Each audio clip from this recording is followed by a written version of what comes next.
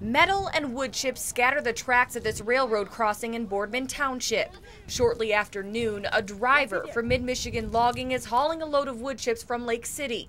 A typical run, but a day that would prove to be anything but ordinary. I did not see or hear the train, which was traveling southbound on the track going towards Cadillac, and he went ahead and crossed and was struck by the train. Neighbors who live near the train crossing say the sound of the crash was deafening, and what they saw was shocking. We heard the train blow, and then all of a sudden we heard something that sounded like an explosion that shook our house. I just happened to look up, and the train was already off the tracks coming this way, and then I'd seen the back trailers lift up, the back cargo, and I was just like, oh my gosh! And right away, automatically, I just called 911. The driver of the semi-truck went to Kalkaska Memorial Hospital with minor injuries. 3 employees aboard the train walked away unharmed, an outcome crews responding to the scene did not expect, especially because the train engine weighs 157 tons. When you have 2 vehicles that are that big collide and you have occupants in both vehicles, it's amazing that nobody was hurt.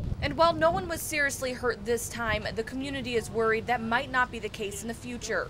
The railroad crossing does not have any warning lights or gates, just a yield sign to warn drivers of potential trains chugging through. I see it every day. There's not too many people that yield right there. It's always been the sound, the audible sound. The engineer blows the horn well before he ever gets to the intersection and continues to do so right through the intersection.